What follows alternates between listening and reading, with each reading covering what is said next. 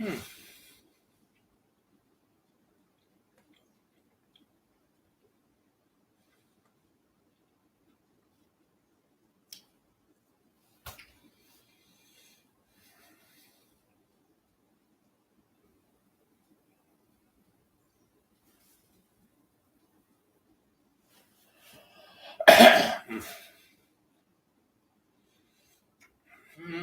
And good morning. How you doing? Good afternoon. Hope you're doing well. This is your Sensei Al Bob. Welcome to Dreamy Dreamland. Hello, AI. So, AI, what's going on?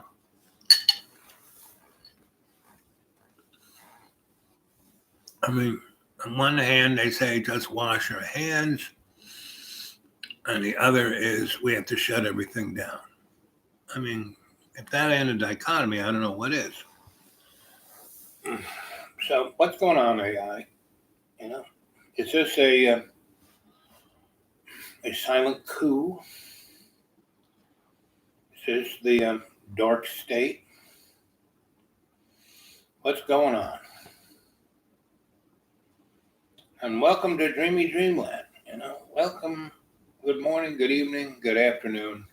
Wherever you are in the world, I hope you're doing well. I'm doing pretty good. I just had my first meal in Sunday, Monday, Tuesday, 3 days, 72 hours, and I just had 2 scrambled eggs. That was my first meal. A little protein. And feels good. It feels like it's not going to kill me. So, anyway, how y'all doing? I want your opinions on what's going on, with the grand pandemic. In the United States, something to the order of 20 million people get the flu every year, give or take. And if you get the flu, it's normally pretty bad. It's not like this virus that's some people don't even know they have it. 80%, it's like less than a cold. 20%, you ever get pretty sick. About 5%, need to go to the hospital. And then maybe 2% die. So we don't even know because we don't have any of the numbers from China or anywhere. 2 people, and they're dissing Italy, but actually they're doing a job. And some of my economist friends say that this is a play. They're doing the same thing that happened in 08, meaning all of the circuit breakers were taken off of banking by Bill Clinton so they could invest and loan and do derivatives of all kinds, right? And so they lend money to people to buy houses, But now everyone basically who has a business is kind of running their business off of borrowed money, a credit card, basically. Everybody's got a business credit card. And so, you borrow a few $1,000s, you do well that month, you pay it off. You make a few $1,000s less the next month, you pay most of it off, right? So they have extended extraordinary amounts of credit, and to large borrowers, almost free credit, that, monetative easing credit. And so they have quite a bubble there that no one's even talking about. It's kind of bigger than the credit bubble on borrowing houses, right? And so $1 trillion, last Sunday they put $1.3 trillion into that, so businesses wouldn't go under, right? And then, they're telling all the businesses, close down and we'll, send your workers some money. And Congress sent a bill to the Senate, basically giving every household $1,000, give or take. And the Senate rejected that, and they sent it back, and basically they made it so, yeah, you can get unemployment, but it can only be for businesses less than 500 employees and more than 50. So instead of being this whole, everybody who's working, all those great workers, now it's just this group who's going to get it, right? And so there are all kinds of things like that. What the frack is going on? And the other thing, so they're going to, to keep people alive, they're going to send everyone a check, and that's great. But if they don't like you don't get the check, I hope I get the check. Getting a little tired of living on $481 and $53 of food stamps. When I first started out disabled, I got $190 in food stamps and like $900 and $975. And hey, how you doing, Mr. Boot, Mr. Eden? So, Eden, what's going on? What do you think's going on? Is this bait and switch? Is this another scam? Because we're not. One of the reasons you wouldn't give people the numbers is if you did a real good testing and you saw that it wasn't quite as bad as they're putting it out. Like I said, we got a choice between washing your hands and stay in your closet and don't come out for 4 months.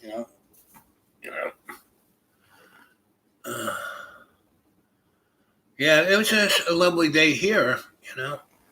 When I drove 40 miles to go check in with my doc, I made an appointment to go see them so I could get since I'm no longer taken care of by this really good HMO because it's been bought out by a billion-dollar insurance company, trillion-dollar insurance company, and they're hiding 600 million or so of their cash in this business that's nonprofit.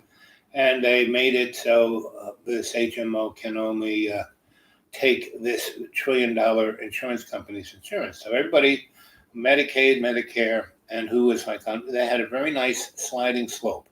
And I was like at the bottom. So, I got all my medicines for about $45, whereas if I get them from CVS, it's about $3,000. And there's another doc I know, and, I've known him for a while, and he likes me because I'm smart, and I tell him exactly what's going on. And then he tells me, and then I say, well, what about this? And then he gets in, So I went over to his office. Oh, man, I want to talk to you. So he said, how about next week and come this day at the end of the day so we can, I don't have to be rushed by the next person. We can talk. I said, sounds good to me. So, and, and he did a blood pressure, and I'm feeling a little slow. Well, I haven't eaten in 72 hours, so maybe that's it. Anyway, and my, blood pressure was fair, not great, not terrible, not scary. And my oxygen and pulse were, fair, My oxygen was 98% and my pulse was about 80.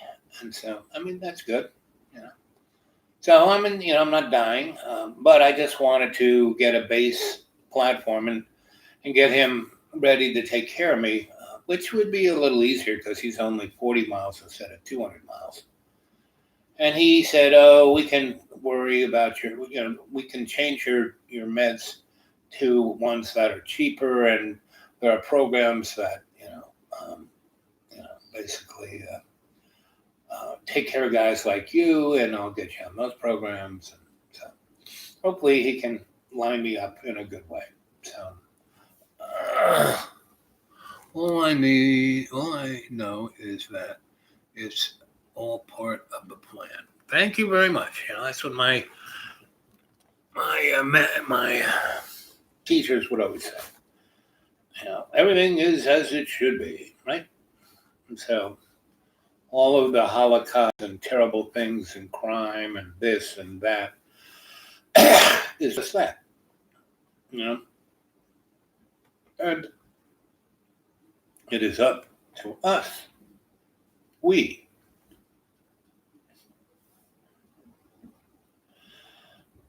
not the hidden hand and not the what you call it, the powers that shouldn't be, the sock puppets, the usual suspects, all those folks. It's not up to them. It's up to us. It's how we respond.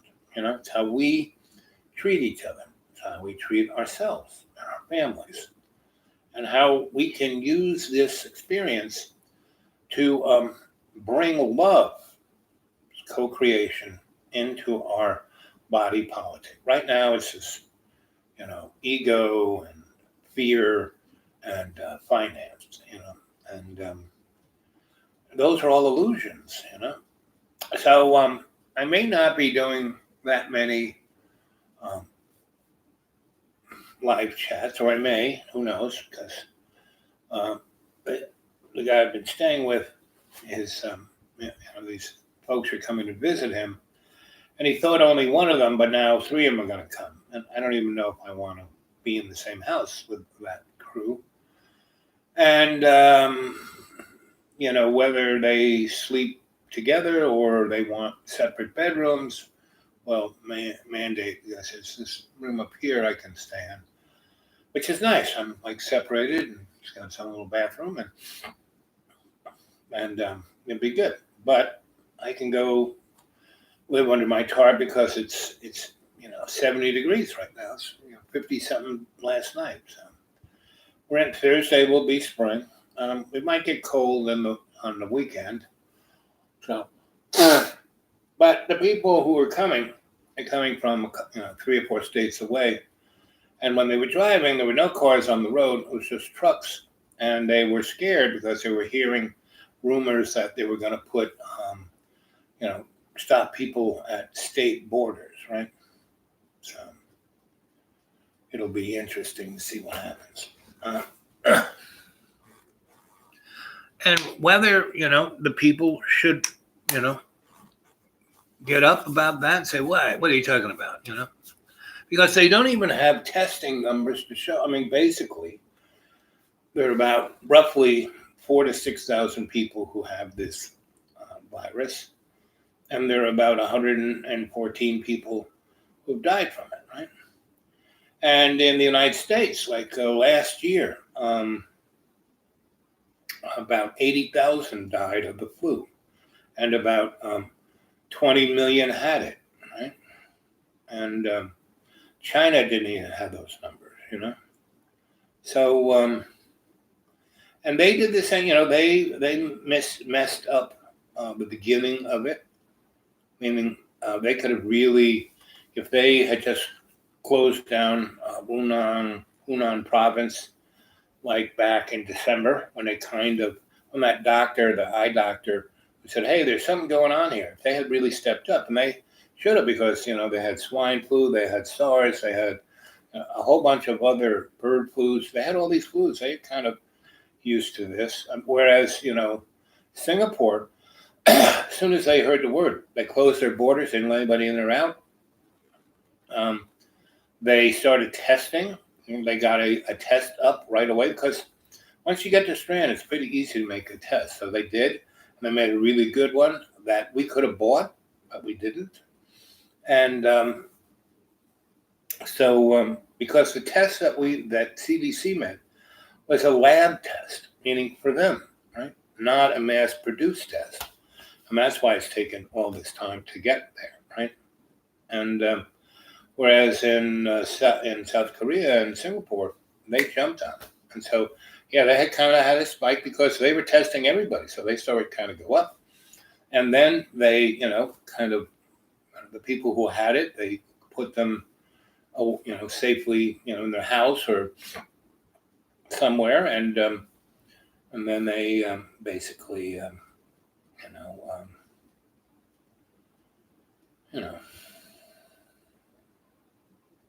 worked it down. So instead of getting a gigantic spike, they just got a little bump. And now it's going down. And it's going down in China. It seems that China has not really had more than 2 or 3 new cases in their whole area that they're testing. and it's not seeming to jump out in any other part.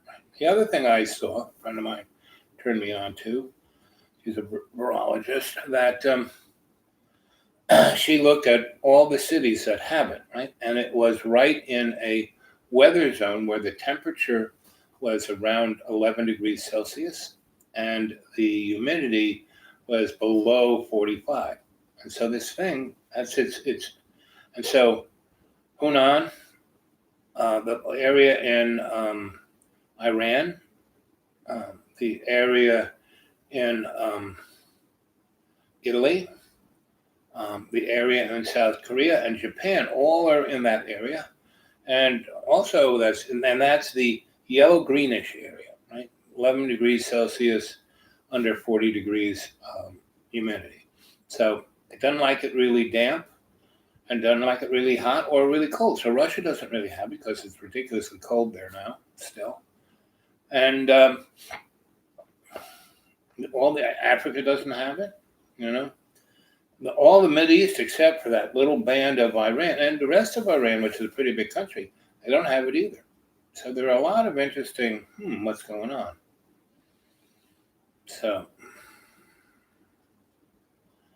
those are my little reports, and I wanted to give you a heads up that I may not be doing as frequently as I have been doing. That's the report. Unless you guys want to say something, I'm gonna. The other interesting thing was, so last night was a pretty good chat. I did 3 hours and 20-something minutes, give or take. And what was truly interesting, when I was getting to interesting stuff at the end, I got a thing. You're knocked off the air because you're using, stuff that somebody, music or information or something that, that's owned by somebody else, whatever they call that, right? And really, I'm telling stories about my life. Somebody owns that? And the other thing that was very interesting, that, so they knocked me off, and then I go to this black page. It tells you how many people had been watching, how long they had been watching, and how many collective hours that they'd been watching, right? So,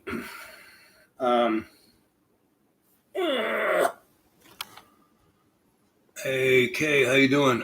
Please stay safe. Working on it. And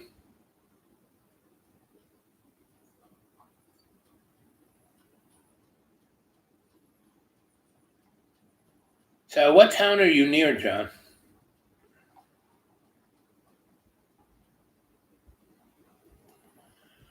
Anyway, so, they knocked me off, and they often knock off the live chat. That's also interesting. Anyway, so the black page comes on and gives me what happened. So there were 500 and something people watching. Well, the average number of people who watch the show, I think I'm doing good if I get 8 people watching. And I feel amazing if I had 16. There was 580 something people that watched. It was like, whoa. And the collective time was like, 4 days. And the average watch time was half an hour, which most people watch is, 18 minutes if they do that, right? And so that was like, whoa. So I have a feeling they just knocked it off because I had too many people watching. Because the excuse I used was kind of a joke. And then, so I closed the thing. I went to sleep, went back to see if the show was even up there. And it was. But it said, like 20 people watched. And when I went into the demographic, that black screen, it didn't have how many people watched. And it didn't have the collective time, right? It did have the average time that somebody watched and how long it was. So that was quite interesting. So, AI's bigger brother is watching me, that's for sure. Because that was an interesting little experience. And, it's all as Eden said. Everything. All I know is that it's all part of the plan, right? Everything is as it should be. So, you know, what can I say? I'm doing well. I'm fine. I'm out in the deep green. I'm not around a lot of people. I did go, like, I went to the doctors, and I first went to Walmart's, just, see if there's anything I wanted to get. And, you know, um,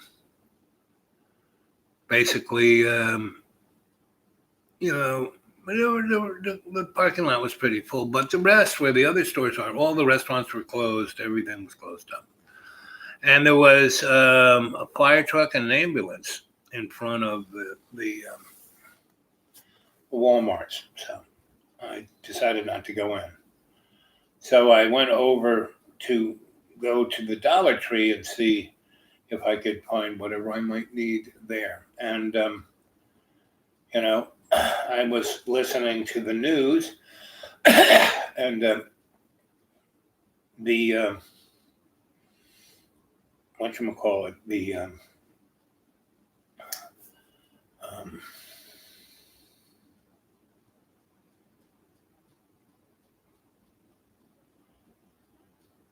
there were a lot of people. I opened up the window to get a little fresh air in, and everybody walked in was coughing. So I said, "Oh, yeah." And that Dollar Tree has really narrow aisle, so I decided not to go to the Dollar Tree. I went to the doctor's office, no one there, and they had, the door open. Normally they don't. You have to go to a glass procedure, right? You can't. And so I walked in, and the girls were like relatively not doing anything. And I said, "Well, I want to, sign up. When's the next time my doctor can see me?" And they looked on the computer, and they gave me a date. And he walked out and said, "Oh, hey, there you are. I haven't seen you in a while." I said, "Yeah, no." He goes, "So you've been having other people take care?" I said, "Yeah, yeah, but I'm through with that. It's too far away, and things have changed." He goes, "Oh, okay." And then he looks over and tells the lady, so he's not a morning guy, so sign them up for the last thing of the day, and that way I can talk to him, because he likes to talk to me about stuff. That's why he takes care of me, because I've given him insight about a number of things in his life and his family and blah blah blah. So you know, that's kind of what. So there wasn't a single sick person. I said, so I come in here. There's usually 4 or 5 people. Where's everybody? She goes, it's really interesting. No one's coming. They're scared that they're going to get sick if they come to the doctor's office. I said, oh, okay. I said, so what's the poop from the hospital? Because it's like hospital here, row of buildings where doctors are. And so he said, it seemed it's not a big deal. Nothing. They haven't really, and this is a college town, so all the kids, they got them to go home. And they've closed because all those businesses cater to college kids, so they all closed down. And so the town is like, nobody's, nothing, hardly any cars. I mean, these roads are usually got traffic all the time because it's a narrow valley. And so they don't have other roads except the main road, 2 main roads, right? So, and both of the main roads go down to 2 lane. They have like 6 lane road go down to 2 lanes. So in every direction. So it's really. So, that was the day. Nothing seemed to be too, whatever. And I'm feeling pretty good. I just had my first meal in 3 days, and I didn't throw up. It did give me a little mucus kind of, not quite acid reflux, but kind of a, which I was getting by just drinking water. So I had eggs and survived it. All seems good.